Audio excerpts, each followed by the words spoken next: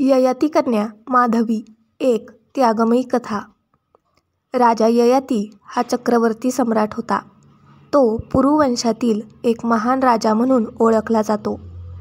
त्याने आपल्या जीवनात भोग आणि त्याग या दोन्हींचा अनुभव घेतला। त्याला अनेक पुत्र होते, पण त्याची एक कन्या होती, माधवी, जिला एका विलक्षण वरदानाने संपन्न केले होते। राजा ययातीने शुक्राचार्यांची कन्या देवयानी हिच्याशी विवाह केला। मात्र त्याने आपली दुसरी पत्नी शर्मिष्ठेशीही संबंध ठेवले। हे समजल्यावर शुक्राचार्य अत्यंत क्रोधित झाले आणि त्यांनी ययातीला वृद्धत्वाचा शाप दिला। ययातीने आपले तारुण्य परत मिळवण्यासाठी आपल्या मुलांना विनंती केली, पण फक्त पुरुने त्याग करून त्याला तारुण्य दिले। मात्र ययातीवर झालेल्या या शापामुळे तो अत्यंत विचलित झाला आणि त्याला आपल्या वंशाच्या भविष्यासाठी चिंता वाटू लागली। याच काळात त्याची कन्या माधवी हिची कथा सुरू होते। माधवी ही अत्यंत सुंदर, गुणवान आणि तेजस्वी होती। तिला एक अद्भुत वरदान प्राप्त झाले होते। ती कोणत्याही पुरुषाला पुत्रप्राप्ती करून देऊ शकते आणि तरीही तिचे कौमार्य अबाधित राहते। हा वर अनेक राजांना ज्ञात झाला आणि माधवी अनेक राजकीय घटनांचा केंद्रबिंदू बनली। महान गालव ऋषींनी आपल्या गुरु विश्वामित्रांना गुरुदक्षिणा देण्यासाठी 800 श्वेत अश्व देण्याचा संकल्प केला, पण हे अशक्यप्राय होते। गालवाने राजा ययातीला मदतीची विनंती केली।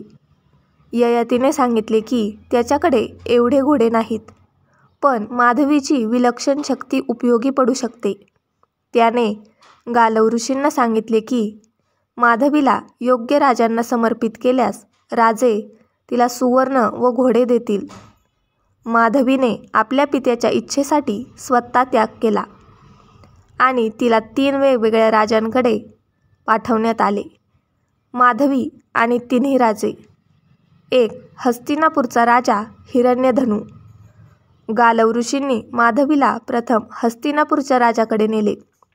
त्या राजाने माधवीसह काही काळ राहून एक पुत्र प्राप्त केला आणि त्यानंतर तिला परत पाठवले। बदल्यात गालवांना 200 श्वेत अश्व मिळाले। 2. काशीचा राजा दिओदास। यानंतर माधवीला काशीच्या राजा दिओदासाकडे पाठवण्यात आले। त्यानेही तिच्यासह काही काळ राहून पुत्रप्राप्ती केली आणि गालव ऋषींना 200 श्वेत अश्व दिले।